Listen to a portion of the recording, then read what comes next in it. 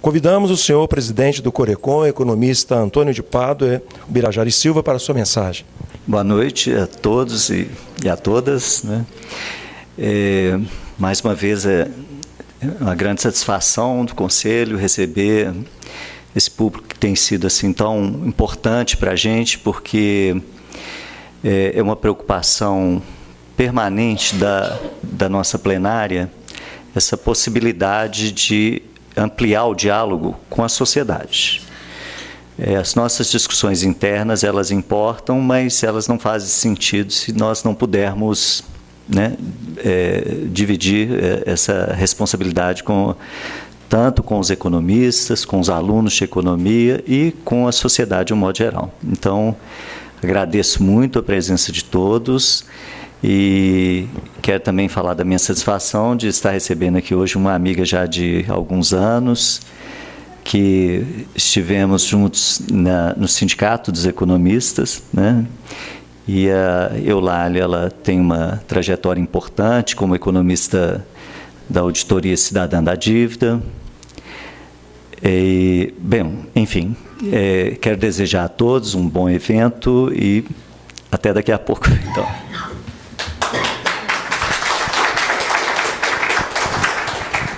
Convidamos para compor a mesa a economista Tânia Cristina Teixeira, conselheira deste Corecon, que conduzirá os trabalhos. A nossa convidada desta edição, a economista Maria Eulália Alvarenga de Azevedo Meira. Com a palavra, a mediadora economista Tânia Cristina Teixeira.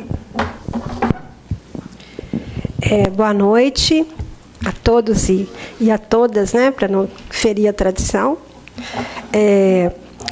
É com muito empenho, né, e satisfação que nós estamos realizando a nossa sexta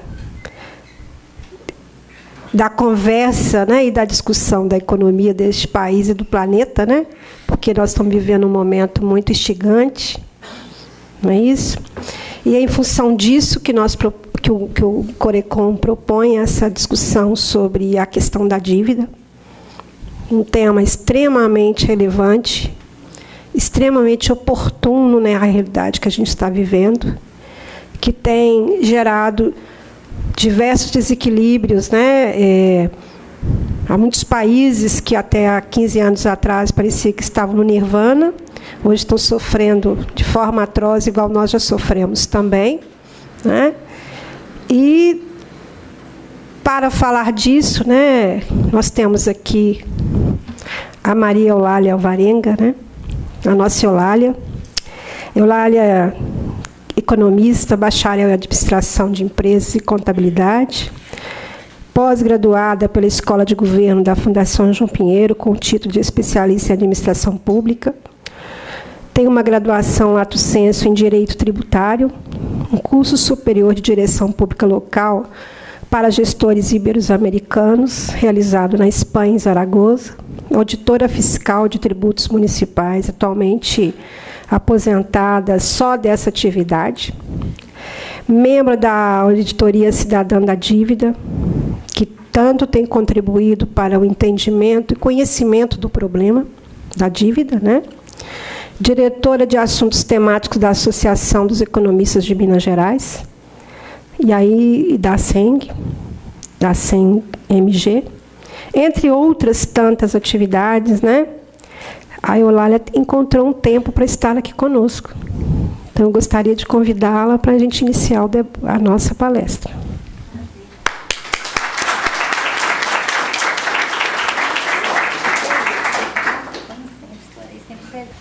Pessoal, é um prazer estar aqui de novo, nesse auditório, que faz uma parte da minha vida. Agradecer ao Pádua, nesses 50 anos do Corecon, de fazer esse convite, e cumprimentar a todos os economistas aqui presentes, o Cantinho, que é esse presidente aqui do Conselho, a Tânia, e tem vários companheiros aqui da auditoria, o Silvério, do Sempre, o nosso coordenador, Zé Francisco, agora o coordenador do Núcleo Mineiro, tem a Diva, uma turma aí da auditoria, os estudantes de economia, o professor Manuel, que está sempre com a gente, dando seu apoio, conhecedor, um dos maiores conhecedores do orçamento no Brasil, e a todos e a todas, minha irmã que veio me prestigiar aqui, e assim, para mim é muito gratificante estar aqui hoje, padre, nesses 50 anos do Conselho de Economia, porque eu estava pensando, mas eu frequento esse auditório aqui desde a década de 90, foi nesse auditório que nós fizemos as cartilhas contra a ALCA. Lutamos com aqueles manifestos quando a base americana em Alcântara. Lembro do Samuel Pinheiro Guimarães, que é o embaixador, aqui com a gente discutindo álcool, depois a gente saindo para tomar um vinho. Fizemos aqui também, nesse auditório, várias discussões com os movimentos sociais e debatemos, e o Conselho de Economia foi à frente do Fórum Brasileiro, social brasileiro, que foi aqui em Belo Horizonte. Então, a trajetória minha, passou muito por esse auditório. E nesses 50 anos do Conselho de Economia, Pádua, fiquei muito feliz do convite, tá? E eu vejo aqui que tem vários experts na auditoria, estou vendo o Abreu ali, que me mandou um excelente artigo sobre a dívida pública. Eu fico muito feliz, Abreu, que as pessoas se interessam por esse assunto, porque já tem mais de 15 anos que a gente está aqui, e parece que a sociedade agora está acordando. Precisamos de estar nessa situação que nós estamos, para o pessoal ver o que o sistema da dívida faz com o país e por que esse sistema subjuga, né, os povos, né? Então, eu vou tentar falar nessa uma hora que eu tenho sobre esse sistema.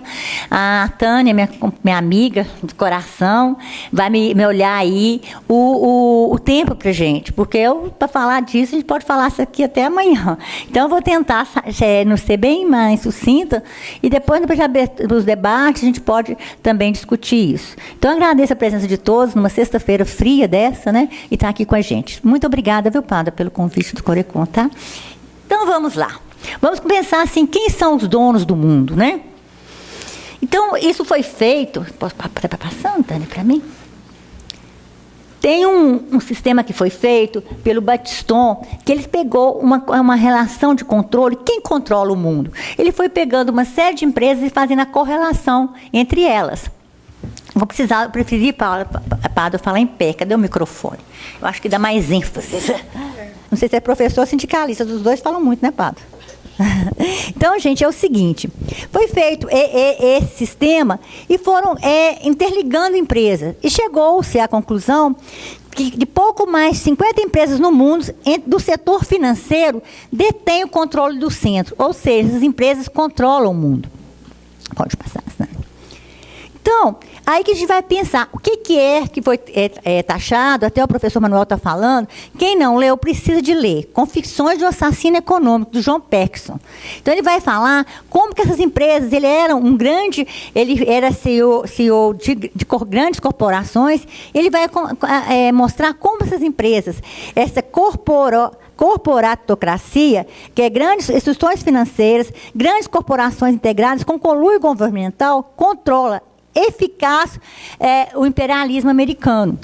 Como que isso vai ser feito? Não, os Estados Unidos não vai entrar, o governo americano, ele vai atuar através dessas grandes empresas, que vai exercer a principal influência de forma muito sutil nas economias mundiais.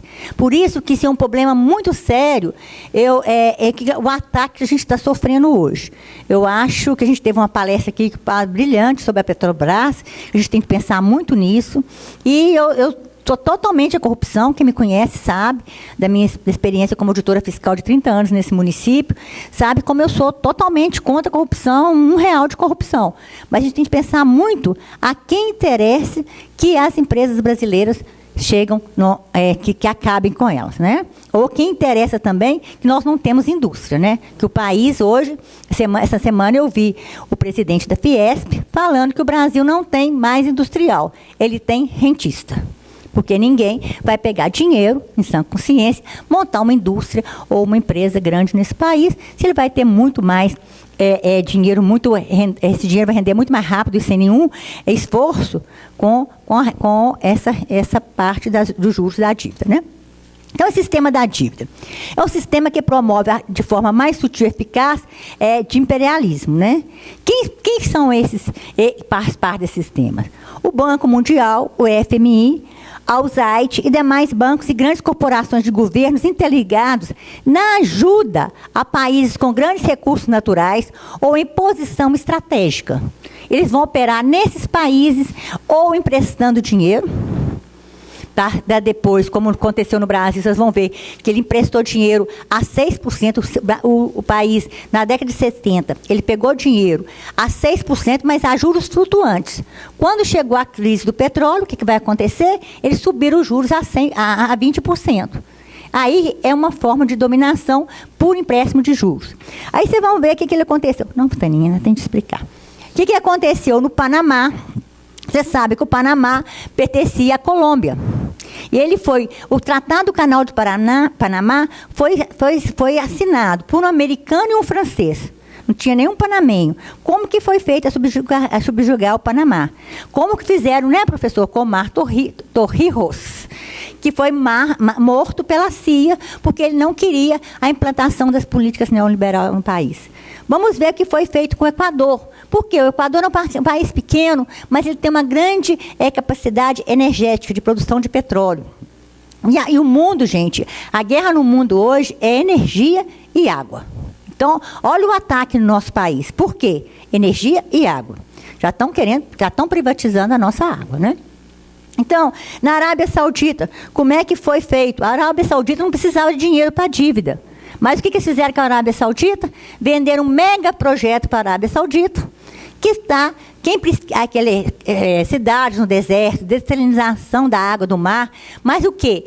Esse dinheiro da Arábia Saudita emprestado a títulos americanos, que se vão comprar títulos americanos, que vão financiar as empresas americanas fazer esse projeto.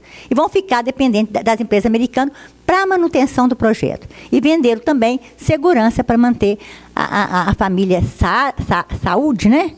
Saúde lá na Arábia Saudita.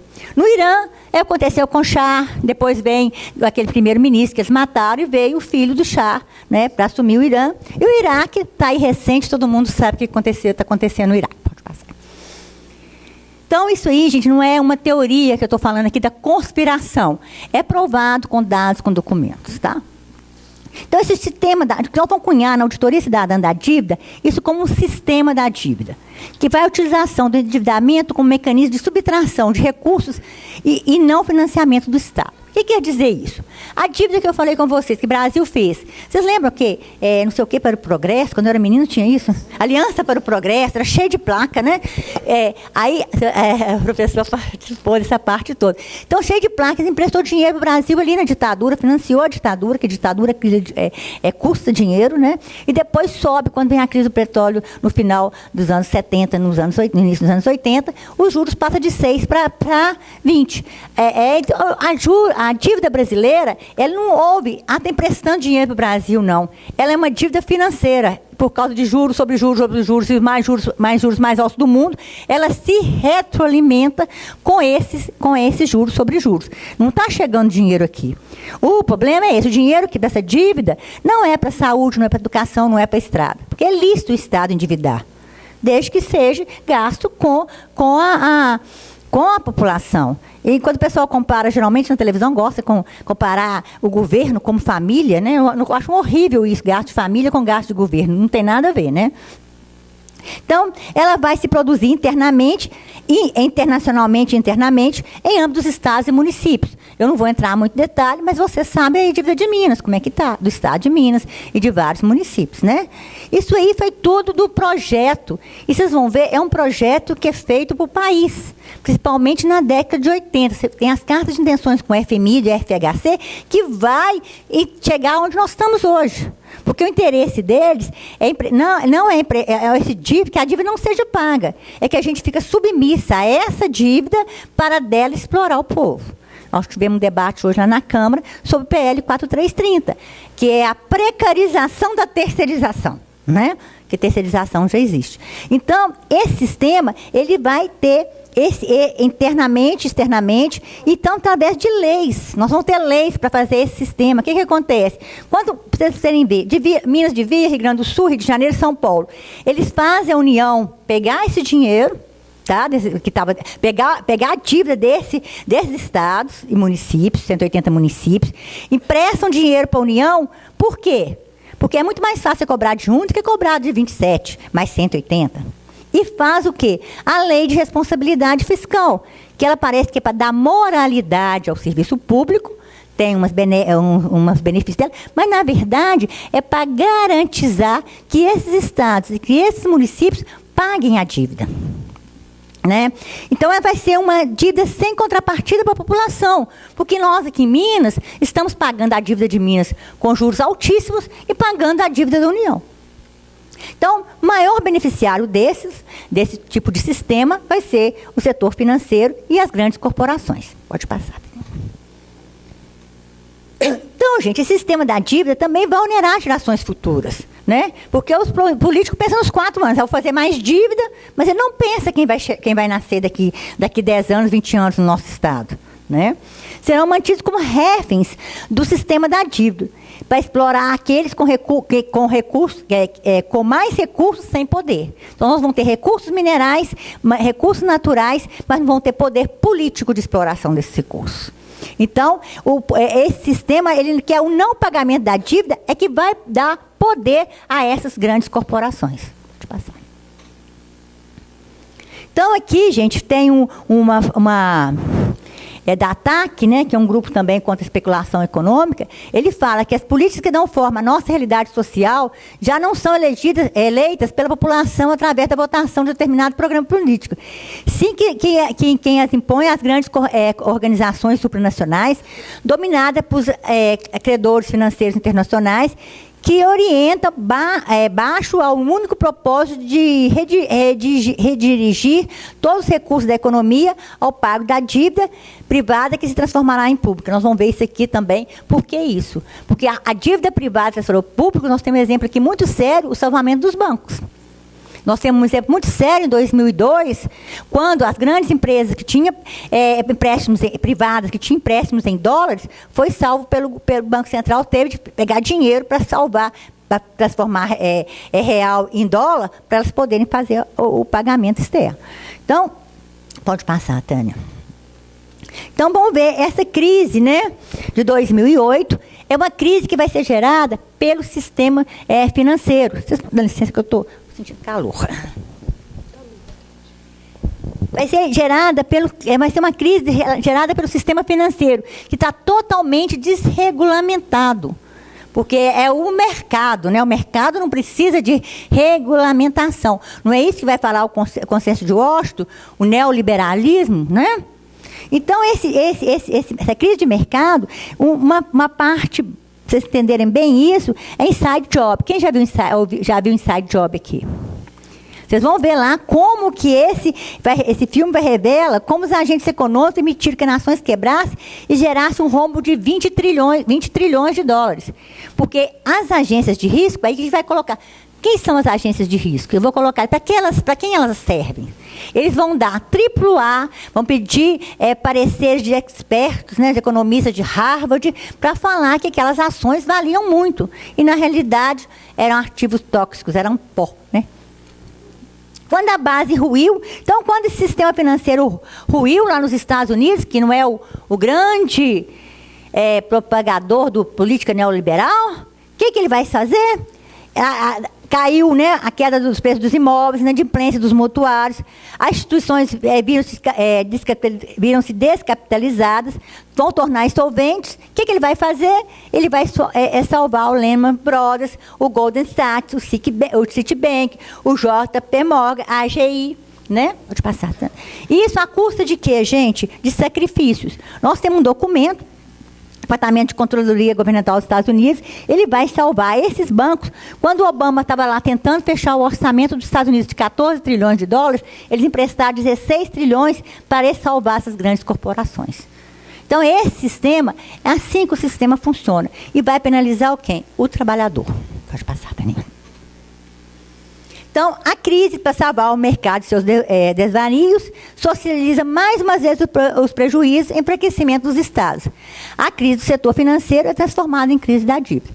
Mas a crise dos Estados Unidos, o que acontece com os papéis tóxicos? Ela manda isso para o terceiro mundo. Ele não vai ficar com os papéis podres dele lá. Ele vai ser, tanto é, vocês vão ver que os fundos de pensões, né, tem o Postales aí, coitados, carteiras, cada um tem de, 4, acho que é um valor que tem de cumprir, né, para fechar o fundo deles que está precisando de aporte. Já tem também, da FUNCEF também, já está conversando que vai precisar de aporte. Porque eles foram obrigados a comprar ativos tóxicos.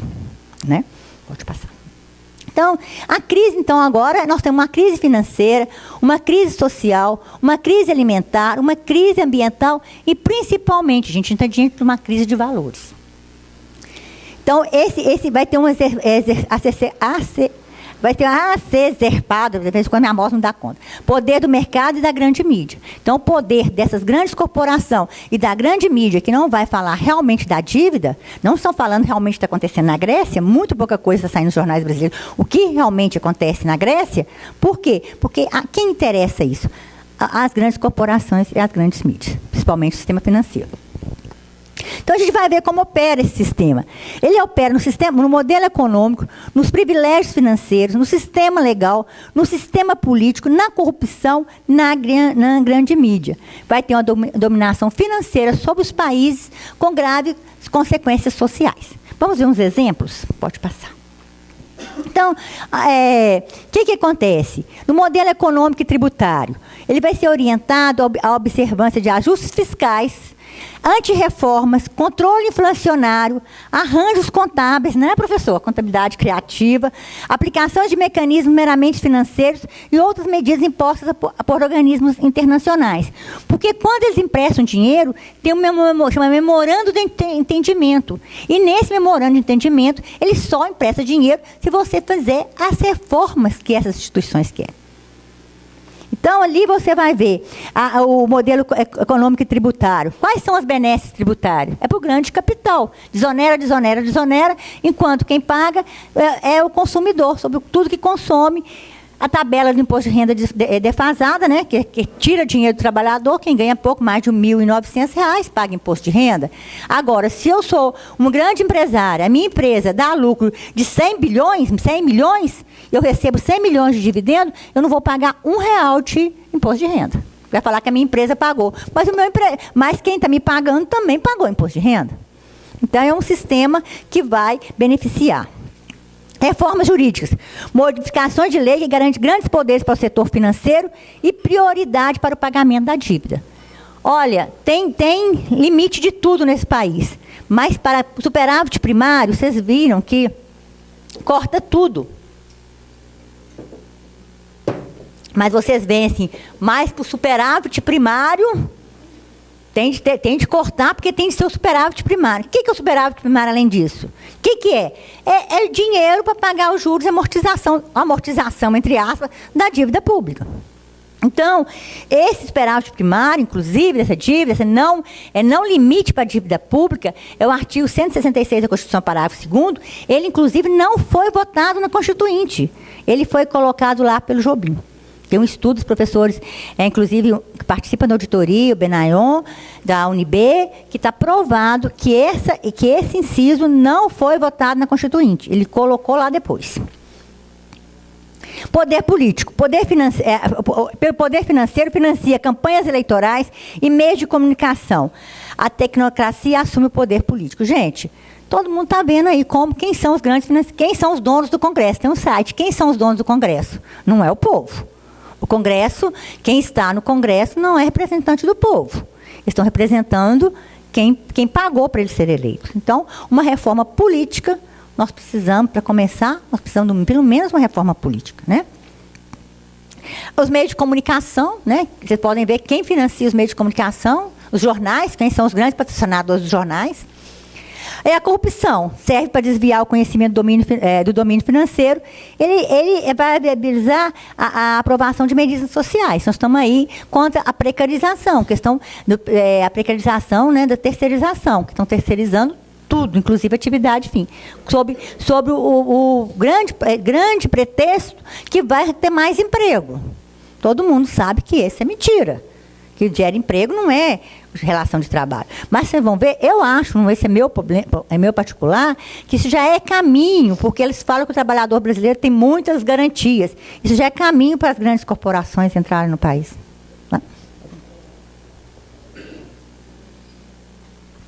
Então, como eu falei das agências de riscos, quem são essas agências de risco? A quem paga para o seu serviço? E a quem serve? Os bancos estão cansados de saber, país A, país B. Por que ele precisa que uma agência fale assim, o Brasil agora vai baixar a nota do Brasil, vai ser BB, BBA, BB menos, né? Quem são elas? As principais são a Standard & Poor's, a Moody's e a Fitch. Para que elas são empresas privadas. E elas foram severamente criticadas quanto à crise da hipoteca do subprime por darem notações do AAA para várias empresas americanas poucos meses antes de ser provado que seus certificados não valiam nada. O Inside Job explica isso. Então, elas deram AAA. Não, pode comprar esse título, que é o melhor título quando é AAA, é o melhor título do mundo. A Standard & Poor's foi condenada na Austrália por classificar com AAA títulos do banco ABN AMRO e depois foi comprovado que não valia nada. Então, tem a nota de uma fraude, que é de 2012, tá o link aqui. Eu vou deixar esses slides aqui no conselho, se quiserem colocar no site, e vai também estar no site da Auditoria Cidadã, que eu vou dar o link. Então, gente, essas agências, porque esses são 12 municípios da Austrália, para comprar títulos dos municípios, eles tinham de ter um certificado, e deram um certificado de AAA para esses títulos, que chama Rembrandt, e, por fim, no final, esses títulos não valiam nada. Então, foi julgado lá na Austrália e foram condenados. Pode passar. Está muito de rápido, gente. Eu falo um pouco. Está dando tranquilo, pessoal que está vendo o assunto aí? Então, vamos ver. Diante da crise, as medidas de austeridade para destinar recursos para o pagamento da dívida. O que nós estamos vendo aqui? Corte de gastos sociais, da saúde, da educação, né? Congelamento e redução de salários. Quem tem funcionário público aí? Cadê meu coordenador? 10 anos sem aumentar o salário, está em greve. Então, gente, é uma luta. Você pensou, está uma luta. Então, demissões. Hoje, vocês estão sabendo que a Vale do Rio Doce fechou em Ouro Preto, né? Betinha Fitch deu férias coletivas. Reformas da Previdência. Os fundos de pensão estão aí. Funpresp, esse que eu falei do... O que acontece? Para que servem esses fundos de pensão? Por que eu tenho o Funpresp, que é o Fundo dos Trabalhadores do Executivo Federal, o maior fundo do mundo? É para absorver os ativos tóxicos. Você tem garantia que está pagando, mas você não vai ter a garantia do retorno. E os fundos de pensão desse modelo que está aqui, eles faliram em todo mundo. Faliram na Argentina, faliram nos Estados Unidos e faliram na Europa. Todo mundo aqui deve saber, lembrar do Monte Pio, né, Silvério? Pessoal, todo mundo pagava Monte Pio, depois onde foi? Valeu o quê? Nada. Mongeral, né, professor? Não, o pessoal mais novo, eu não lembro disso não, professor, só a gente mesmo. A gente tem que aqui isso parece estar muito distante, mas não está não, tá? Minha tia pagou, coitada, e está lá. Então, vamos continuar. A Europa vai ter uma grande reação da classe trabalhadora e grandes mobilizações e greve geral. Então, a Europa, quando isso estava na periferia, pode passar, estava na periferia, na América Latina, aí nos anos 70, 80, 90, 2000, quando passou depois da crise, a Europa também foi atacada. Aquele bem-estar social acabou. Começou a corte. Por exemplo, na Itália, corte dos aposentados é muito, 400, 500, 600 dólares, euros em cada salário. Então, é muito para eles. Então, eles estão acordando agora, eles vão ver grandes mobilizações contra a Troika. O que é a Troika? A Troika é a Comissão Europeia, o Banco Central Europeu e o Fundo Monetário Internacional. Então, essas várias manifestações em toda a Europa. Em Portugal mesmo, tem vários, pelo Portugal fora, não somos dívida, de pé queremos futuro. E depois eu vou contar para vocês o que aconteceu na Irlanda. Na França, nós já temos 50 núcleos de auditoria cidadã. Em Portugal temos também, que chama plataforma da Auditoria Cidadã. Na Espanha também são bastante núcleos, né? Plataforma também de Auditoria Cidadana. Então, o pessoal já está, cada um já discutindo essa parte. Pode passar.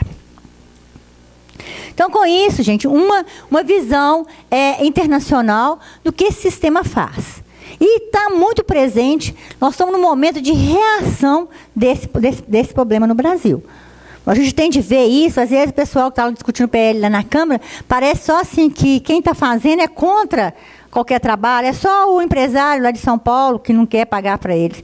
Mas a gente tem de ver que isso está muito maior, o que está por trás disso, né? Então, Aristóteles lá, né, já que estamos na Grécia, a história da Grécia agora, o Estado existe para prover a boa qualidade de vida e não simplesmente a vida. Porque nascer e morrer, a gente nasce e morre. Né? A gente vai pagar os nossos tributos e montar um Estado para quê? Para a gente ter uma boa qualidade de vida. Todos os direitos sociais têm custo financeiro público. Nós pagamos nossos impostos.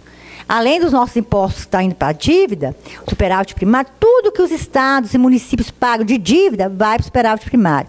Todo o lucro do Banco do Brasil, da Caixa Econômica, da Petrobras, de todas as empresas da União, o lucro delas vai direto para o superávit da dívida. Ele não vai para a educação, para a saúde. Não vai, não. Esse ano de 2015, vocês vão ver, nós estamos quase 50%, a metade de toda a arrecadação da União vai para pagamento de juros e amortização da dívida. Estou vendo o João, né? Bom, João. João, o avô dele que está obrigando o João a assistir, né, João? Brincadeira. Brincadeira, João. Brincadeira. Então pode passar. Obrigada, viu, João, pela presença. Desculpa a brincadeira. Então, vamos fazer o seguinte. Então, estamos muito distante do Brasil que queremos. Nós somos a 7ª economia. Muito bem, podemos ter um PIB, né, muito alto. Mas para que somos a 7ª economia do mundo? Esse PIB está na mão de quem? O país tem de ser rico para a população, não para poucos, né, os 1% e os 99% ser simplesmente precarizar o trabalho. Porque a precarização do trabalho é a escravidão. Não é escravidão igual antigamente buscar o negro lá na África. A precarização do trabalho é chegar para você e falar assim, olha, o trabalho que você faz vale 5.000, mas eu te pago 800, o salário mínimo. É porque ou você recebe 800 ou você não vai ganhar nada, né? Então, isso aí é uma precarização do trabalho que está acontecendo lá na Índia, né, na Indonésia, e várias empresas para lá, porque, né, não tem direito trabalhista nenhum. A pessoa trabalha e depois descarta, né? Nós somos a pior distribuição de renda do mundo. Nós estamos no 79º no IDH. O penúltimo no ranking de educação, em 40 países, nós somos o 39º. E no 128º no ranking de crescimento econômico. Então, que país é este, né? Que tem essa riqueza toda e com esses índices, né, tão baixos? Pode passar. Então, vamos ver o que é a conjuntura do Brasil. O que o Joaquim Levy, né? Joaquim Levy, quem é Joaquim Levy? É do FMI. Que é? Qual a relação, o Abreu, com o Mauro Monti na Itália, Papademos na Grécia? Gente, eles são quem? Eles eram também diretores do banco alemão, do Deutsche alemão, né? Que chegaram lá para tentar resolver. Mas resolveu alguma coisa? Não. Eles simplesmente vão salvar os bancos dos papéis podres. Eu vou falar um pouquinho da Grécia para vocês. Joaquim Levy, ministro do Planejamento, e Cátia Abreu, representa povo, né? Então, a gente vai fazer isso e vai manter a política, essa política econômica, desse tripé de economia equivocada, é acordo, tem uma norma do Banco Central que foi assinada com o FMI lá na década de 90, do FHC, reflexo, e que a gente pensou que o PT ia assumir o poder, que ele ia enfrentar essa parte, e ele não enfrentou, né, para ganhar lá no final. Pode falar, Abreu.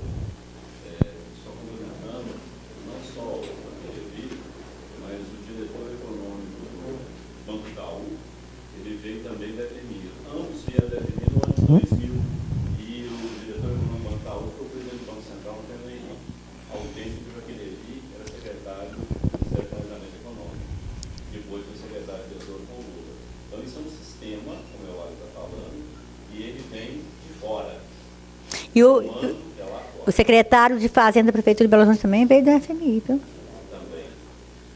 Então, gente, vamos pensar um mais global que atacando o emprego, a moçada que está formando, como é que vai ser essa parte, tá?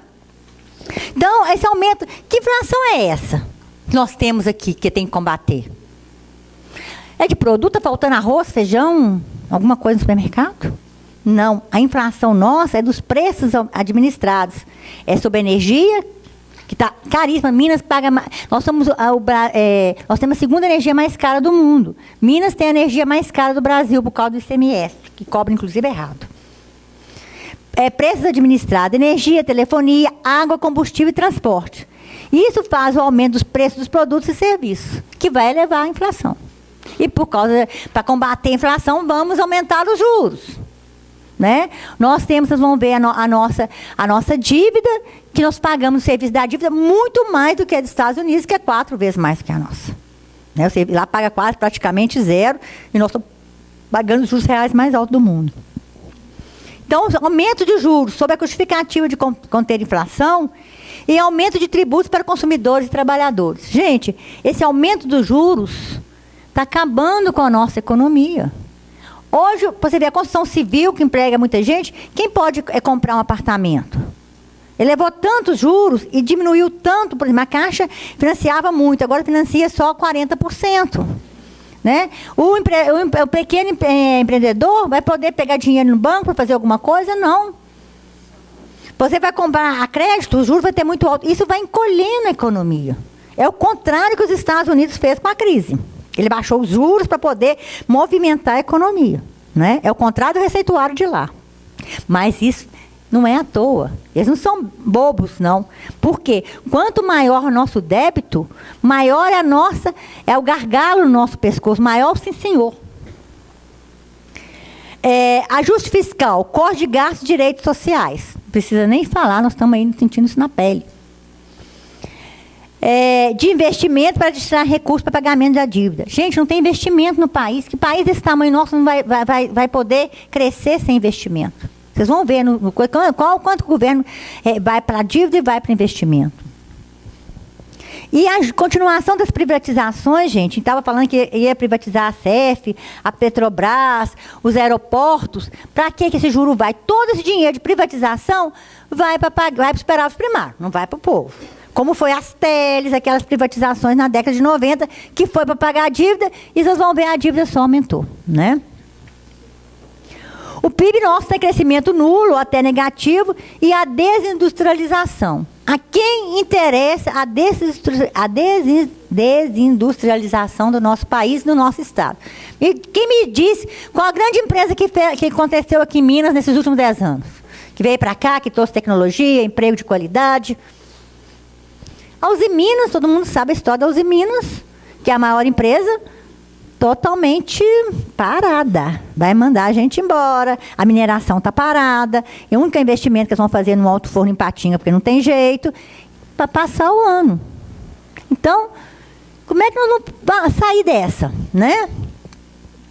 Essa conjuntura é pontual ou está estruturada pelo modelo econômico? Qual a perspectiva de reajustes salariais e a manutenção dos empregos nessa conjuntura? Né? Qual a nossa perspectiva diante disso? Pode passar.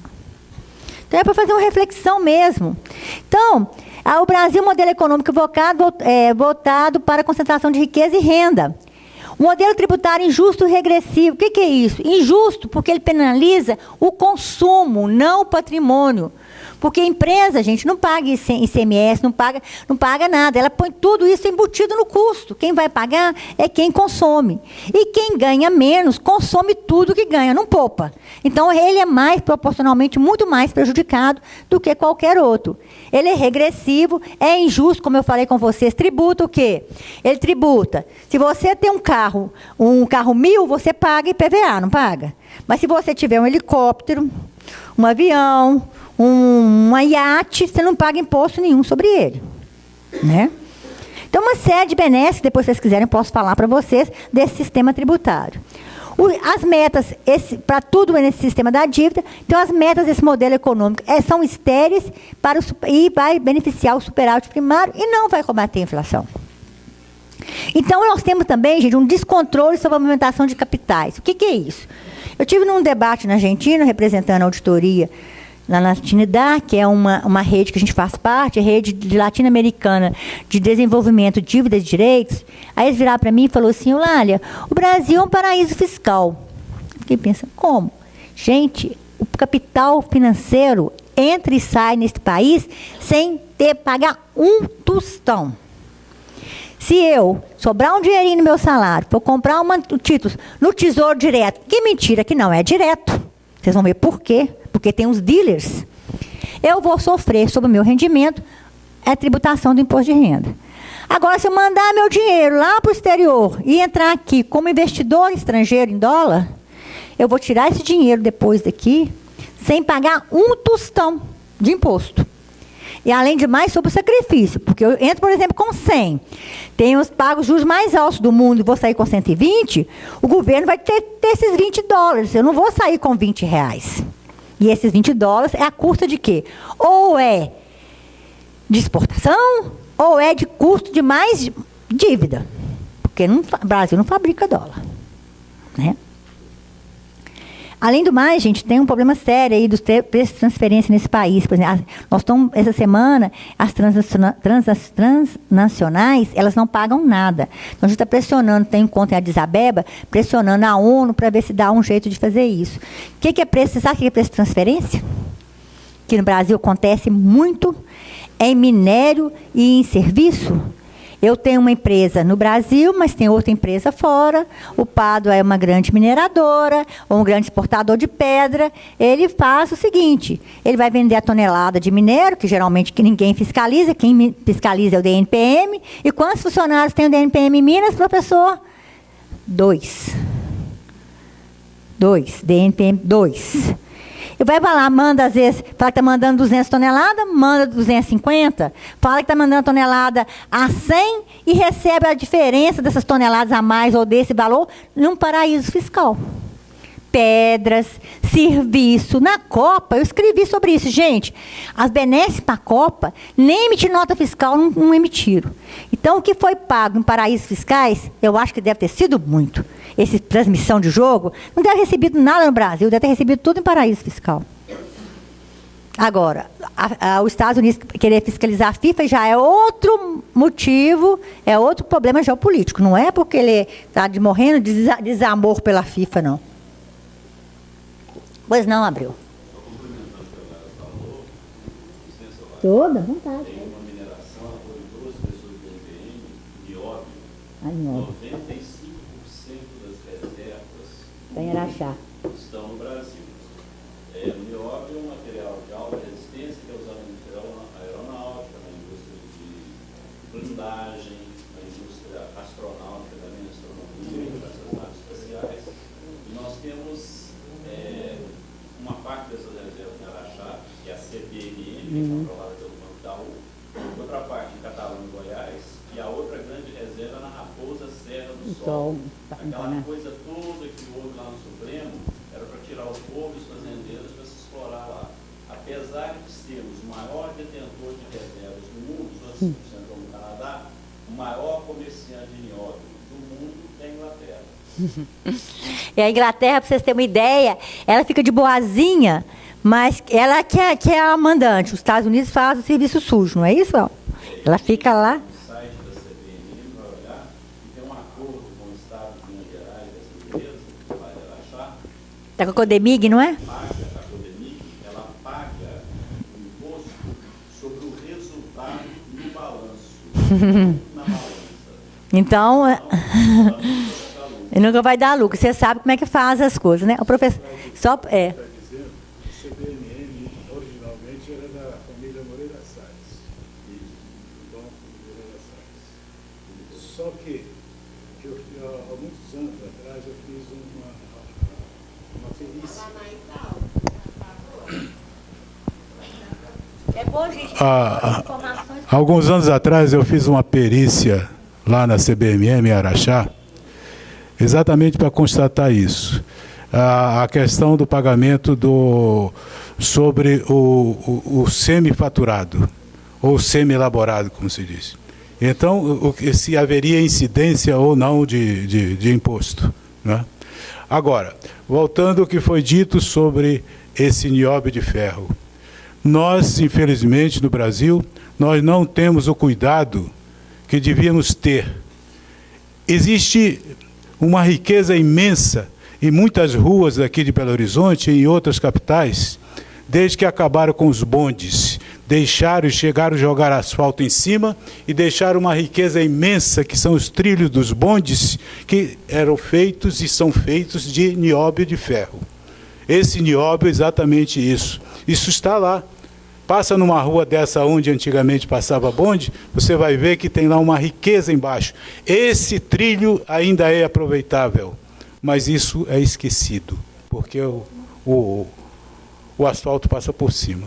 Então, essa questão do nióbio de ferro é muito importante analisar, porque eu constatei, eu lembro que um dia eu cheguei lá para fazer a inspeção, estava todo mundo parado. Eu disse, mas o que houve? É greve? Eu disse, não. Mas eu descobri o que era. Para não ter superprodução, para não cair o preço no mercado internacional. Então, não tinha produção, entendeu? Era isso que eles faziam, entendeu? Obrigado.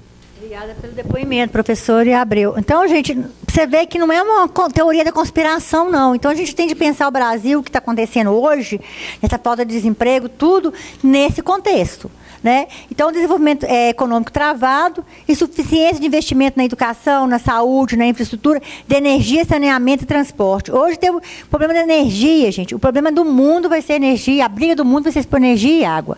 O que acontece? Hoje mesmo, a precarização, a terceirização da CEMIG, na parte de energia, a gente pensa, o que eu tenho com isso? Primeiro, terceirizado não é treinado, terceirizado, a morte de terceirizado não é contado na CEMIG, e outra coisa, os serviços estão precarizando a prestação de serviço também. Só adiantado, porque senão termina.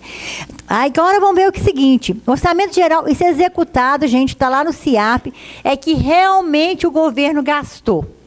Qual foi o orçamento total de 2014? 2.116 bilhões. Olha para vocês verem aqui, o privilégio de juros e amortização da dívida. 45%. Isso, gente, ele vai ter uma contabilidade criativa que alguém pode discutir. Depois vou mostrar para vocês onde que eles escondem esses números, tá? Porque juros e amortização da dívida, a dívida não está sendo amortizada. Ele está fazendo, o título vence, ele faz nova dívida com juros maior para pagar aquela dívida que está vencendo, tá? Se estiver sendo amortizado, eu devo 100, se eu amortizo 80, eu só devo 20, não é? E vocês vão ver que não acontece isso. A grande ataque agora é a Previdência Social, fala que é deficitária, que a Previdência o pessoal ganha muito na Previdência, que tem... Não, a Previdência Social, com dados da Anfip, ela é superevitária. O governo desvia dinheiro dela e paga as coisas na Previdência que não é por quem contribuiu por ela. Tá? E é um ataque porque aí vai fazer os fundos de previdência, porque eles vão ter de comprar os títulos podres desse mercado. Que é a hora que a nossa contribuição lá do funcionário público é 11%, do INSS, na hora que quebrar, ninguém vai garantir nada para ninguém. Então, nossa aposentadoria está em risco. Transferência para os estados e municípios. A transferência para os estados e municípios, nesse total, para todos os municípios, 5.600 e tantos municípios, os estados brasileiros e o Distrito Federal, foi 9,19%. Essas transferências, gente, é sobre impostos. E o que a União faz? Ela faz a reforma tributária que ela quer. Em cima de quê? Em contribuições, e contribuições não entram no fundo de participação dos estados, nem no fundo de participação dos municípios. Lá, para vocês verem, esporte, desporto e lazer, 0,4%, transporte, 0,56%, energia. Por que está esse problema sério de energia? 0,04% gastou-se com energia. Comunicação, 0,06%. Comércio e serviços, 0,07%. Habitação, 0,00%. Porque para colocar alguma coisa de habitação aqui, seria 4 casas decimais. Tá? Direito de cidadania, urbanismo. Nós somos um país totalmente urbano. 0,06%. Segurança pública, 0,33%. Educação, 3,76%. Trabalho, 3,21%. Saúde, 3,98%. Enquanto para os juros da dívida, foram isso.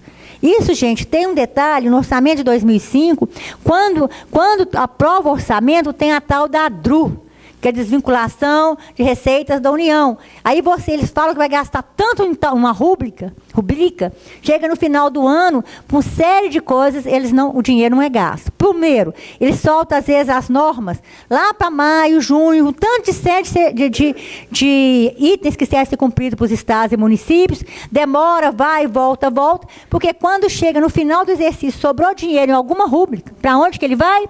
Para o superávit primário. Pode passar. Então, gente, os números da dívida. Por que informamos conjuntamente os gastos com juros e amortização da dívida?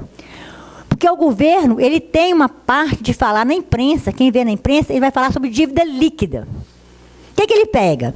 Ele pega o que ele deve tudo, fala assim, o Estado de Minas Gerais me deve tanto, o Estado do Rio de Janeiro tanto, São Paulo, e vai diminuindo, então eu vou fazer minha dívida líquida PIB é muito boa, está 39% no ano de 2011, 39%. Mas a gente paga juros sobre a dívida líquida? Não, a gente paga juros sobre a dívida bruta. Porque, inclusive, essa dívida, por exemplo, a dívida externa, nós somos o quarto credor dos Estados Unidos. E quando a gente recebe esse título dos Estados Unidos? 0. É porque fala que é um colchão, né? Se tiver crise, ele pode ir lá buscar os dólares, né? E tem outros, não é, tem só esse mecanismo, gente? Tem outros mecanismos, precisava de fazer isso. Pagando juros mais altos do mundo, emprestando a 0. É a mesma coisa, se eu precisar de dinheiro, eu vou gastar meu cheque, vou gastar meu cartão de crédito, que gasta 300%, né, ao ano, né? E vou pegar esse dinheiro, vou pegar no cartão de crédito e vou pôr meu dinheiro lá na poupança, né? É um grande negócio, tem que ganhar 0,5% ao mês. Então, os juros são calculados sobre a dívida bruta. Pode passar, Tânia. Então, gente, porque o governo não informa esses gastos separadamente. Ele vai colocar juros e encargos da dívida, que inclui apenas parte dos juros. E vai colocar a atualização monetária como se fosse amortização. Como é? Nós estamos aí, por exemplo, no Selic, né? Vamos falar os juros de 12%. A inflação é 7%. Então, 7 para 12, 5. Então, 5 seria os juros e o 7 ele coloca como amortização na contabilidade dele. Por isso que ele informa, o que ele paga de juros é muito abaixo do que a gente paga. Ele usa a contabilidade criativa. Eu vou mostrar para vocês aqui agora. Pode passar, Tânia. Aqui, ó. Isso aqui é do Siga Brasil, é oficial da LOA de 2012. Vem lá, juros e encargos da dívida. Tá vendo? 134 bilhões. Amortização da dívida, 618. Por isso nós chegamos lá no 700. E a gente tenta explicar aqui, pede explicação também. É muito difícil de conseguir os dados de segregar. Segrega para a gente o que é realmente amortização. Porque isso é refinanciamento da dívida. Tá? Pode passar. Então, o orçamento proposto pelo Executivo para 2005. Reserva, gente, 1,375 bilhões de juros da dívida. Isso vai corresponder a 47% de tudo que o país vai arrecadar com tributos, privatização, emissão de novos títulos, entre outras rendas. Esse valor representa, por exemplo, 13 vezes recursos para a saúde, 13 vezes recursos para a educação, ou 54 vezes recursos para o transporte. Provamos de forma incontestável o privilégio desse sistema. Né? Então, aí eu tenho um manifesto, a nossa organização, chama Auditoria Cidadã da Dívida.org.br, a gente tem vários lá, manifestos, dados, artigos, tá, de todos os membros da auditoria. Pode passar. Então, aqui tem o seguinte. A dívida externa que o governo informa é só a dívida externa do governo. Nós pegamos a dívida externa também privada, porque, na realidade, isso até Hollande, Larroy, tudo falou, e aconteceu mesmo no Brasil, a dívida privada passa a ser pública. Em menos de 10 anos ela passa a ser pública. O governo que eu falei que em 2002 foi salvar esse pessoal, ele salvou os bancos, né? Então, a dívida interna, ela está 3 trilhões e 300 bilhões. Que vai pensar, a dívida interna que vocês pensam, a dívida interna está na mão de brasileiro. Não está. Ela está em mão de estrangeiro. Na maioria dessa dívida interna, ela não é de brasileiros, ela é de estrangeiros, tá? Então, a dívida brasileira hoje, nesse parte de 2014, ela está 86% do PIB. O governo vai falar que está só 40%, 50%. Por quê? Ele vai chegar, essa dívida, quando chegou em Portugal, 126% é default. Ninguém quer saber do título dessa dívida. Então, a gente está caminhando para o fundo, para o poço. Já estamos dentro do poço. Então, a gente tem de ter uma reação. Se a gente não tiver uma reação, nosso futuro não é muito bom, né? Aí, quem quiser também, gente, entender os números, eu estou deixando ali, tem um site ali, mesmo na auditoria, entenda esses números. Tem explicação, os links para o Banco Central, os links para o Tesouro, tá? Para ver como é que a gente chega a esses números. Pode passar. Então, aqui, gente, todo mundo já viu o Lula falar que o Brasil pagou a dívida externa, não viu falar? Muita gente fala assim, Eulália, o Brasil tem dívida externa. Não, foi paga, não. O Brasil pagou em 2005 o pagamento antecipado ao FMI com ágio. Não está errada a transparência, não. Com ágio. Porque um dia eu estava fazendo palestra, a transparência está errada. Como é que você paga antecipado com ágio? É porque não podia colocar por baixo ou diminuir a expectativa do FMI. Então, ele pagou o FMI com ágio. Então, a dívida vai chegando. Ela é a dívida da época da ditadura, né? Na década de 80, elevação ilegal das taxas de juros, estatização de dívidas privadas. Na década de 90, o plano Brady, que é terrível, que foi na época do Fernando Henrique, que passou a dívida contratual para a dívida de títulos, inclusive contratos vencidos, contratos ilegais, uma série de coisas que foram provadas na CPI da dívida. Então, a dívida externa está desse tipo. Vamos ver a dívida interna, que a gente vai ver se consegue passar. A dívida interna também está subindo exponencialmente e graves indícios de ilegalidade identificados para a CPI da dívida. Nós tivemos uma CPI, eu vou explicar para vocês. E essas ilegalidades têm juros sobre juros, que se chama anatocismo, que é a súmula 121 ou 131 do Supremo, 121? 121 do Supremo, e que vai falar que no Brasil não pode ser juros sobre juros. E a dívida nossa é juros sobre juros mensal. Mensal, dos estados também é mensal. Eu tenho uma dívida em janeiro, eu corrijo, pago os juros mais altos do mundo, chega a 31, incorporo que eu não paguei e vou somando juros sobre juros sobre juros mensal. Conflito de interesse, falta de transparência. Nós conseguimos analisar mais de 700 contra a autorização do Senado para pegar dívida. Tem coisa que nem assinatura tem dívida que foi feita para fazer algumas coisas que não foram feitas. Então, a gente precisa dessa auditoria mesmo no Brasil. Pode passar. Então, qual o verdadeiro papel da dívida? Um instrumento de financiamento do Estado ou um instrumento de poder financeiro que utiliza a dívida como mecanismo de transferência de recursos do setor público para o setor privado. Então, a gente precisa saber que dívida é essa. Pode passar. Que dívida é essa, né? Então, a gente vai ver a juros de amortização da dívida, né? Desde 1995, que gastou com o pessoal. Olha como é que está saúde e saneamento. Educação e cultura junto, olha para você ver que não saiu do lugar, né? Aí, quando fala que o pré-sal vai ser para educação, vamos lá ver a lei, né? Que são os rendimentos de uma parte que vai ser aplicado. E aplicados preferencialmente em títulos no exterior. Então, a gente tem que chegar aí num acordo, né? Pode passar. Então, gente, quem perde e quem ganha? O salário do servidor tem uma perda de salarial histórica. Reajuste de 5%, né, que está oferecendo para algumas categorias, nem sequer repõe a inflação. Nem com greve, servidores têm conseguido repor perdas inflacionadas. O que eu já falei, defasagem do imposto de renda, gente, já chega a 61%.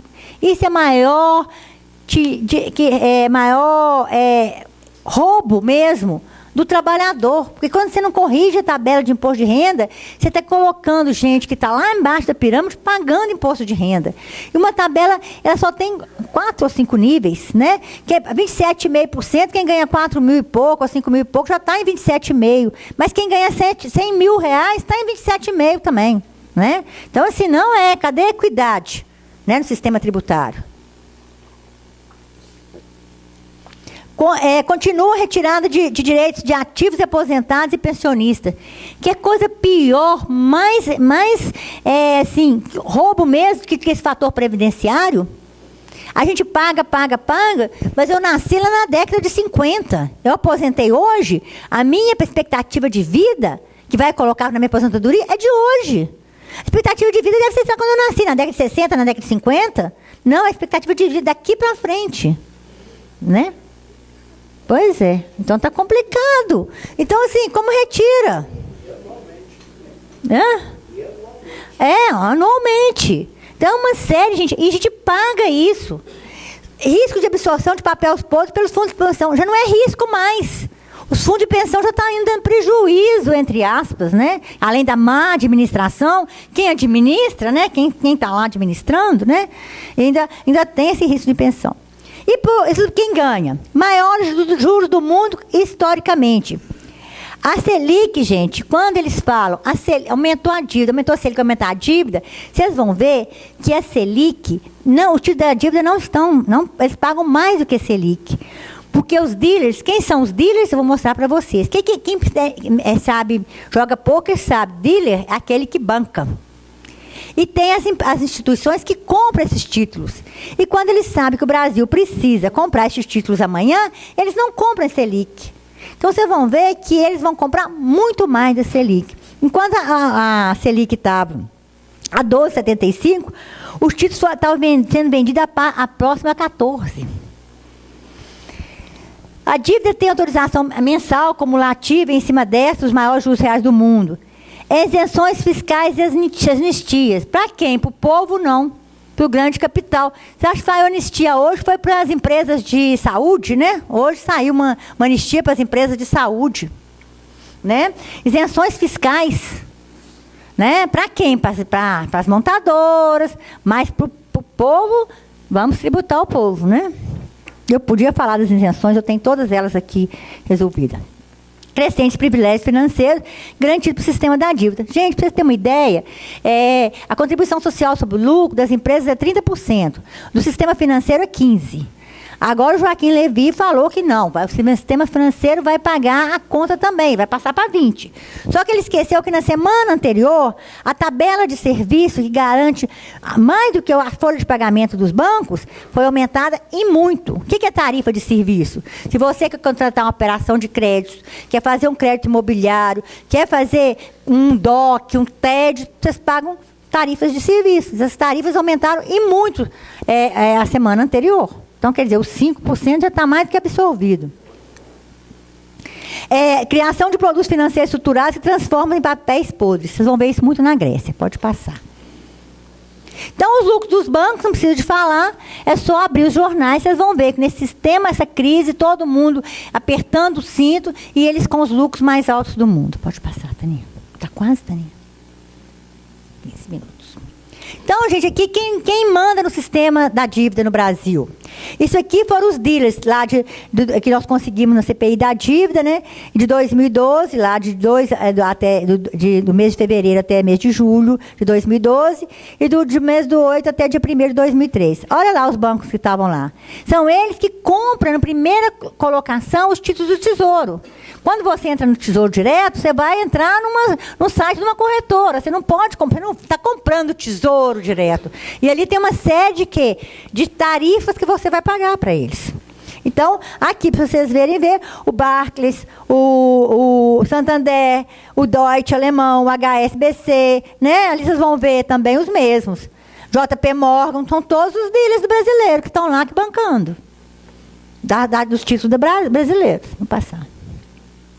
Então, gente, quando fala da dívida interna, isso a gente conseguiu na CPI da dívida, Auditoria cidadã tem com base a tarefa disponível no Tesouro Nacional, inclui as operações de mercado aberto, disponível em tabela, que representa o do Banco Central com os bancos de forma aprovada. Os links da auditoria, gente, ou é o Banco Central ou a Secretaria do Tesouro Nacional. A Auditoria Cidadã da Dívida não trabalha com dados secundários. Segundo o professor, não. Nós vamos no site, a gente tem isso, todo o trabalho nosso dirige para o site. A gente não fala nada, eu achismo, não, é direto com o site. Então, quem eram os donos? Os bancos nacionais, eles estavam 47%. Os investidores estrangeiros, 11,32%. As seguradoras, 3,33%. Olha aqui, 47 com 11 com 3. Fundos de investimentos, 17. O fundo FGTS, FAT e outros fundos administrados pelo governo, 4,58. Quem que administra esses fundos? A Caixa Econômica. Que o fundo não é da Caixa. O fundo, o FGTS, é do trabalhador. E a Caixa recebe 3% para administrar esse fundo. Tá? Inclusive, é tributado pelo ISS. Eu, como auditora fiscal do ISS, fui atrás, a Caixa paga o ISS sobre esses fundos aqui em Belo Horizonte, que é um valor imenso. Então, são todos administrados pelo governo, através da Caixa Econômica. Outros, e os fundos de pensão. Então, vocês veem quem são os donos, olha os outros ali. Só 3,2 que são os outros, que pode estar na mão de brasileiro. O resto está no mundo do financeiro. Né? Vamos passar. Então, qual é a saída? Quais as ações que a gente pode fazer para sair disso? Porque isso é uma engenharia dessas grandes corporações para subjugar o povo. Né? O povo e o mundo. Né? O mundo é nosso, e outras galáxias. Né? Então, vamos ver os exemplos. No Equador, gente, é um país muito pequeno. O PIB do Equador é muito pequeno. Mas ele tem grande produção de petróleo, tanto na Amazônia equatoriana, quanto ali, naquela briga que ele teve ali com o Peru, né? Naquela época, a briga ali foi por causa disso. Então, ela foi criada por decreto em 2009. Como que foi criado? O Equador é um país tão pequeno, estava tão subjugado, que é um país que não tem moeda. A moeda do Equador é o dólar americano. Como que pode ter pensou, professor Candinho? Um país que não tem moeda? Olha o tanto de política que pode ser feita. Então, o Rafael Correia era ministro da Economia e tinha de assinar um outro acordo de dívida do Equador. No Confissões de Assassino Econômico, ele conta como é que ele foi no Equador, né, professor? Então, o que acontece? Ele tinha de assinar um novo contrato que era altamente nocivo ao povo do Equador. Ele, como ministro de Economia, falou que ele não queria assinar aquele contrato, que ele preferia sair. Quando ele saiu, o povo já estava não aguentando mais, perguntou para ele, você faria auditoria da dívida se você fosse presidente? Ele falou, faria. Aí ele foi eleito. A reação partiu do povo. Vocês vão ver que todas as reações de auditoria partem do povo, porque a engrenagem é muito complexa, né? Para manter esse povo no poder, para você ganhar a eleição, tudo, tem de ter apoio popular para fazer essa parte, que a gente acha que poderia ter sido feito no Brasil. Pois não, professor? Uhum. Com relação ao Equador, nós temos um problema muito sério lá. Primeiro que a gente não tem essa moeda, como ela falou. O segundo é o seguinte, é um país pequeno com grande, vamos dizer assim, capacidade de produção de petróleo. E quem está lá? Todo mundo sabe. Estados Unidos. Então, entrou um sujeito lá, em 1980, chamado Jaime Roldós, foi eleito. E ele entrou para tentar moralizar, tentar simplificar também e arranjar dinheiro para o Equador. Pois bem, ele não ficou um ano. Arranjaram um assassinato para ele. Entendeu? E mais ainda, as agências lá que trabalhavam, principalmente a agência que dava, vamos dizer assim, ensinava línguas, né? Um tal de um instituto lá que ia muita gente para lá. Então eles faziam o seguinte, quando eles queriam tomar a terra dos índios que tinham petróleo, o que eles faziam? Eles simplesmente mandavam uma comida para eles ficavam doentes, com diarreia, depois mandavam outro remédio para curá-los, mas, na verdade, eles queriam retirar. Diziam, olha, vocês estão doentes, vocês têm que sair daqui. Aí tiravam eles de lá e tomavam as terras dele. Esse Roldós entrou para acabar com isso. Resultado, ele, inclusive, tinha 2 aviões, ele viajava num e despistava com o outro. Aí, um dia, ele caiu na esparrela de despistar e despistou mal. Ele trocou de avião, na hora que ele trocou de avião, foi o avião que caiu. Pronto. Obrigado. E nessa parte de alimentação que eles jogavam para o avião também, professor, eles jogavam receptor também para informar a localização, né? Isso que acontece também lá para o norte, nossos índios Yanomami, só quem conhece a história dos Yanomami sabe que lá também a história é bem dessa história.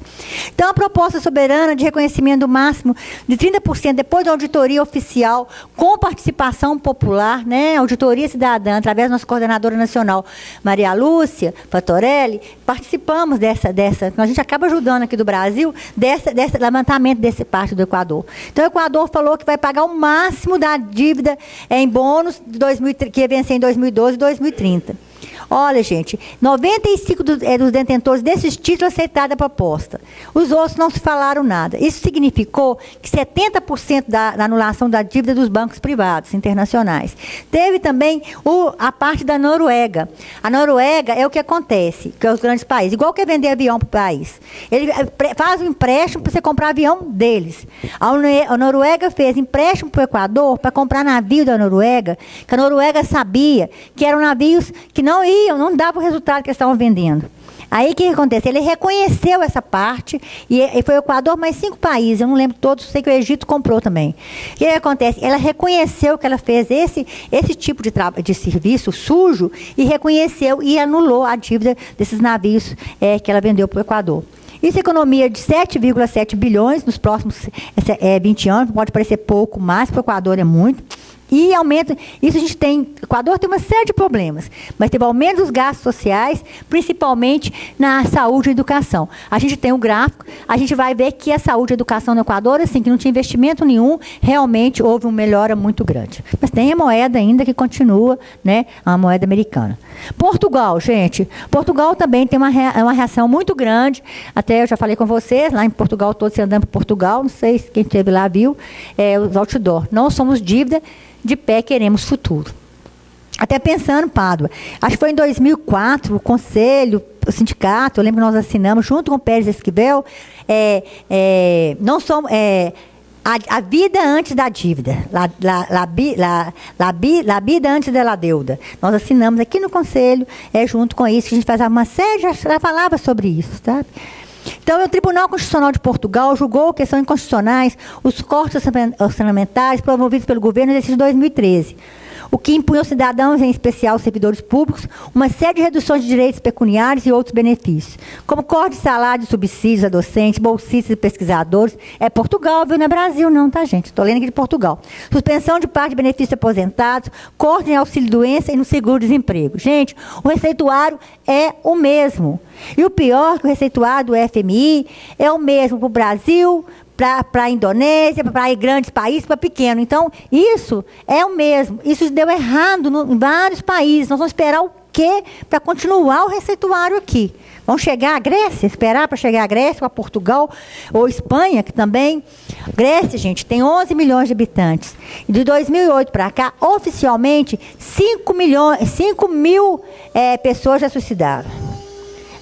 O desemprego entre os jovens é 60%. Tem cara com mestrado, doutorado, morando na rua.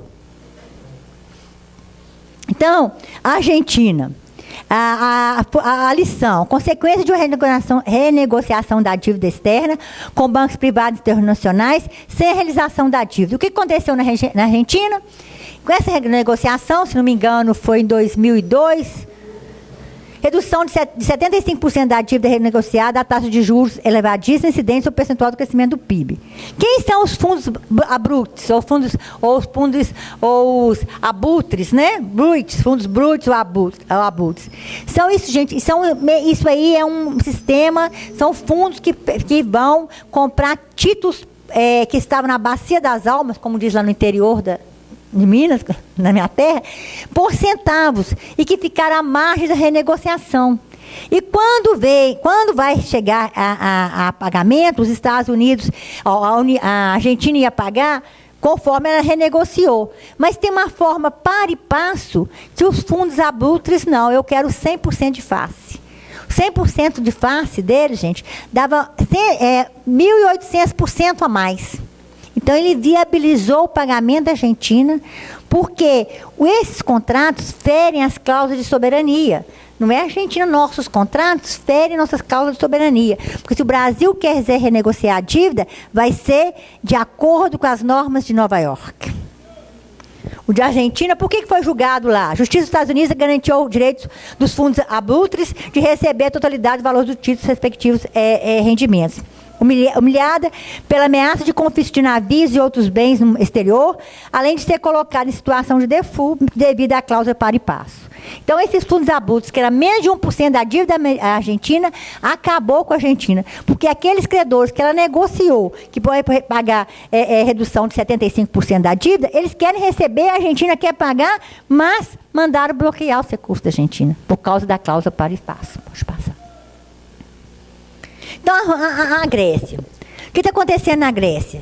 A força do povo grego. Então, o povo grego também que foi eleito, esse pessoal que foi eleito é para olhar a dívida da Grécia. Porque a Grécia não tem mais o que perder. Já cortou 37% da aposentadoria, já cortou tudo, já está privatizando tudo. Tudo. Daqui a pouco até os monumentos gregos vão ser privatizados. Então, não tem mais o que cortar. E a Troika ainda quer que eles cortem mais. E sobre a pós que a Grécia, que o povo da Europa que emprestou dinheiro para a Grécia. Eu li os documentos, gente. Não chegou um tostão na Grécia. Não chegou um tostão na Grécia. Para salvar o sistema financeiro, cláusulas que ferem a soberania grega, uma dívida que não beneficiou o povo. A resistência do povo grego para lutar contra as ordens decolonianas do dono do capital especulativo. Pode passar. Sabe o que eles vão fazer? Eles vão fazer um fundo em Luxemburgo. O que Luxemburgo é? Paraíso fiscal. E esse paraíso fiscal, esses fundos que vai salvar os bancos na Grécia, as leis que são aplicadas neles são as leis da Inglaterra. Então, utiliza uma companhia criada no auge da crise financeira em 2010 no Ducado de Luxemburgo, que é o Fundo de Estabilização Fiscal. É um fundo criado pela União Europeia sob a justificativa de urgência e necessidade de garantir estabilidade financeira na Europa. É um fundo privado. Ele foi substituído pelo Mecanismo Europeu de Estabilidade, que é um instrumento de dívida para que seja possível financiar empréstimos e outras formas de assistência financeira aos Estados-membros do euro com sede em Luxemburgo. Na verdade, esse fundo é um veículo para desviar recursos públicos ou títulos garantidos pelos países europeus para os bancos privados, ao mesmo tempo que direciona os ativos estoques dos bancos privados para os fundos públicos. O que aconteceu? Esse fundo foi criado para pegar títulos do governo grego para trocar por ativos tóxicos dos bancos. É uma engenharia, eu estou falando mais simplesmente, mas é uma engenharia complicada. A Maria Lúcia leu o relatório no parlamento grego, já está na internet, ela falou em inglês, mas está a tradução. Como é engenharia, gente? É uma engenharia totalmente... Eles vão limpando, vão saneando os bancos gregos, trocando por títulos gregos, sem entrar um tostão na Grécia. E com cortes em tudo. Pode passar. Pode passar, Tânia. É a engenharia criativa, né?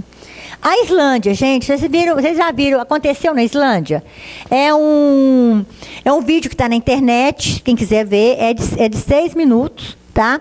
Ele conta a revolta do povo da Islândia contra esse sistema. Quando quebrou o sistema financeiro da Islândia, lá em 2008, gerou um rombo de ordem de 85 a mais de 100 bilhões de dólares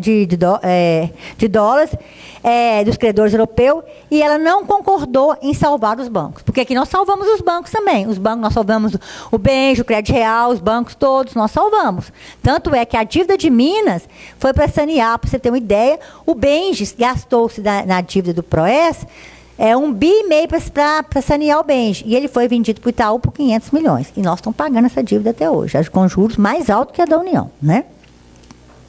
Então, teve sucessivos plebiscitos e 93% da população decidiu deixar a banca quebrar, estatizou a sobra e colocou os banqueiros na cadeia. Na Islândia, os banqueiros foram para a cadeia. Depois de amargar um retrocesso que é superior a 8% do PIB em 2008, com taxa de desemprego explosivos de 12%, o país deu as costas aos mercados e voltou a crescer. A estimativa para esse ano é uma expansão do PIB de 3,5%, com uma taxa de desemprego que já recuou, em torno de 3,5%. Quem quiser ler mais, pode passar? Pode ler, ver esse filmezinho que está na internet, aconteceu na Islândia, e parte mais. Então, o que aconteceu com o presidente da Islândia? Ele foi no Fórum Econômico Mundial em 2013 e ele diz ao mundo dos banqueiros, oligarcas financeiros e mega empresários que saímos da crise porque ignoramos receitas que ouvimos de vocês. Porque essas receitas estão sendo implantadas aqui no Brasil, são as receitas do FMI, que continua mandando e que está aqui no Brasil, que ele não foi embora, no Ministério da Fazenda, ele tem um andar lá em Brasília, né? Ele deu uma resposta famosa a um repórter financeiro, quando perguntado por que seu país recuperou? Saiu, não está precisando de banqueiro? Ele falou o seguinte: somos suficientes. Isso aqui vamos ver que está em linguagem de Portugal, porque é do portal lá de Portugal. Somos suficientemente sábios para não seguir as tradicionais ortodoxias prevalecentes no mundo financeiro ocidental nos últimos 30 anos. Introduzimos controle de divisas, que o Brasil não tem, deixamos bancos falirem, proporcionamos apoio aos pobres e não introduzimos medidas de autoridade como você estará a ver aqui na Europa. Estará a ver aqui na Europa, isso aí você pode ver que esse site aqui é de Portugal, né? Então, ele fez tudo diferente que estão mandando a gente fazer, né? Pode falar. Então, o Brasil, ele tem a auditoria da dívida, está na Constituição, no artigo 26, dos atos de disposições transitórias. Naquela época era a dívida externa, porque a dívida interna no Brasil, ela é uma nova roupagem da dívida externa, tá? Porque ela está na mão de estrangeiro. Então, a Constituição foi aprovada que a gente não poderia pagar a dívida externa sem auditoria. A Constituição é de 88. Até hoje não foi feito nada. Então, foi feito em 2000... Nada assim, oficialmente, tá? Em 2000, foi feito um plebiscito popular em 3.444 municípios. Nós apuramos urna aqui, tinha urna aqui nessa sala, viu? Mais de 6 milhões de cidadãos participaram e mais de 95 votaram não à manutenção do acordo com a FMI, não à continuidade do pagamento da dívida externa sem realização da auditoria prevista na Constituição e não à destinação dos recursos orçamentários aos especuladores. O que aconteceu, gente? Isso foi um plebiscito popular, não foi um plebiscito oficial.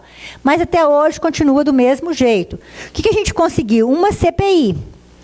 Na Câmara dos Deputados, ela foi criada em 2008, instalada em 2009, por iniciativa do deputado Ivan Valente, que é do PSOL de São Paulo.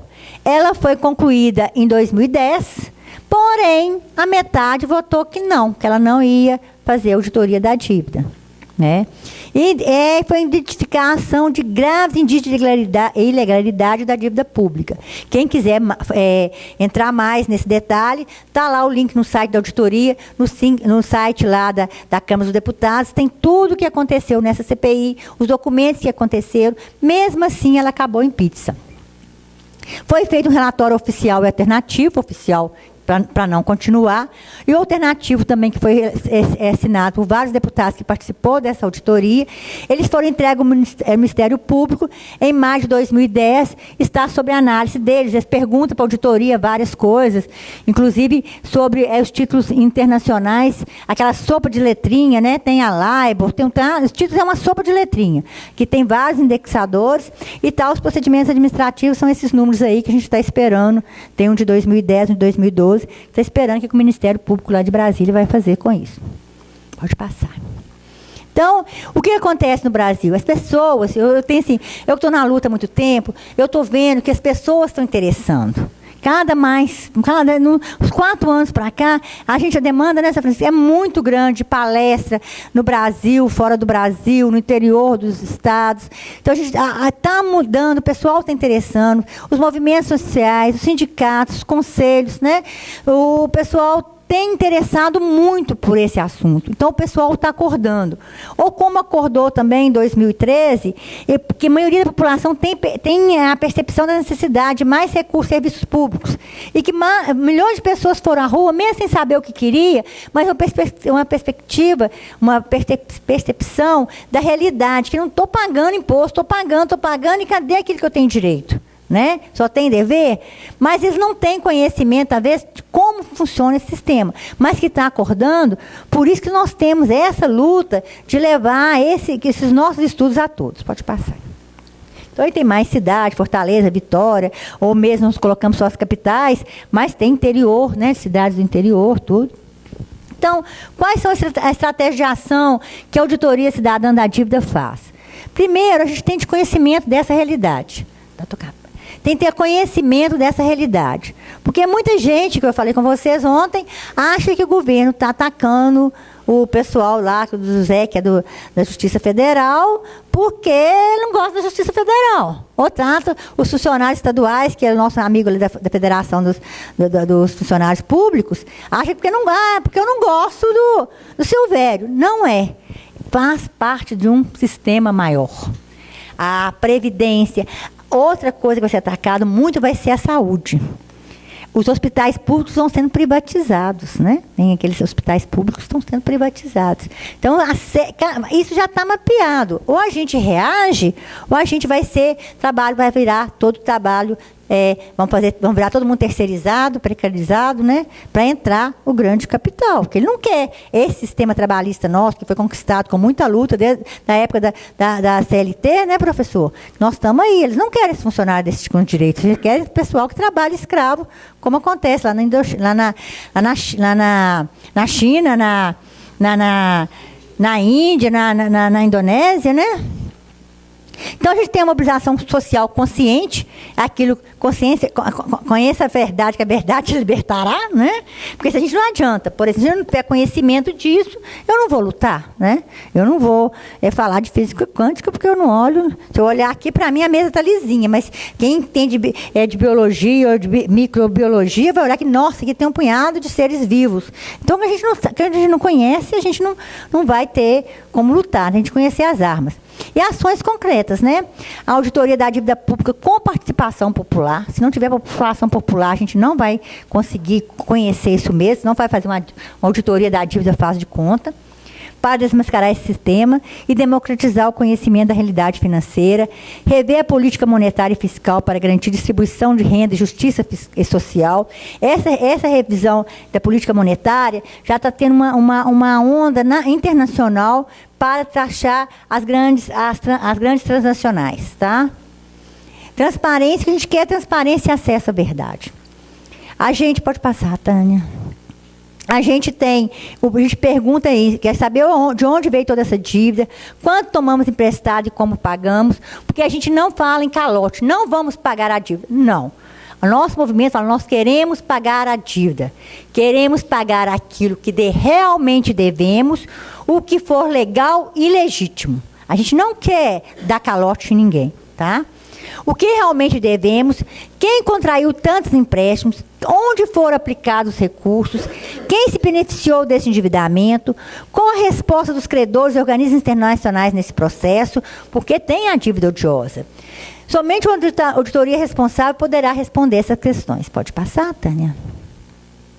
Nós temos, são 4 livros, aqui ele não está saindo, que está disponível, são livros que são várias entidades que ajudaram a viabilizar a confecção desses livros, que estão na contracapa. Tem esses livros também, já está em 4 idiomas, que foram em lançamento. Esse aqui tem, aliás, esse aqui tem 4, esse aqui só. Já está em 4 idiomas, em francês, espanhol, português e inglês. Está indo traduzido para o árabe. Então, esses livros são livros que quem escreveu, nós ajudamos, todo mundo ajudou, a Maria Lúcia coordenou, e esses livros são vendidos baratíssimos, porque a gente não tem retorno financeiro nenhum, e atrás estão as entidades que ajudaram a viabilizar. A OAB, CNBB, o Conselho Federal, nossa sede nacional está lá na OAB, o OAB que paga a parte de telefone, parte toda, pode passar. E agora acabou. Tem mais um minuto? Então, pode passar mais um pouquinho, só para te falar com vocês o tipo de dívida. Então, quando vocês vão ouvir falar auditoria da dívida, né, os compromissos assumidos pelo setor público, temos o tipo de dívida, a dívida legítima, né, aquela assumida compromisso pelo setor público, a ilegítima, quando ela está numa situação de igualdade de circunstância entre devedor e devedor, mas que são nos termos da lei, mas que não teve objetivo, né, com prejuízo, interesse geral e as finanças públicas. Vocês vão ver que a dívida da Grécia é ilegítima. Pode passar. A dívida legal foi compromissos contraídos pelo setor público em violação do ordenamento jurídico aplicável, exemplo, anatocismo, né? A dívida odiosa, contraídos por regimes autoritários em prejuízo claro dos interesses dos seus cidadãos, são a dívida que foi da época da ditadura que nós temos. Tem a dívida insustentável, que também é um outro problema. Compromissos assumidos pelo setor público, cujo pagamento é incompatível com o crescimento e criação de emprego, volume de encargos com a dívida de juros respectivos, asfixia as finanças públicas e dá ao cidadão daquele país uma condição subhumana. Então, voltando lá, pode voltar para trás. Eu agradeço muito o Corecon, agradeço muito o Padre pelo convite. O nosso site, auditoriacidadandadívida.org.br, e o nosso coordenador agora da Auditoria de Minas é o Zé Francisco, e também nós temos um e-mail, que é auditoriacidadã.mgerais@gmail.com. Muito obrigada.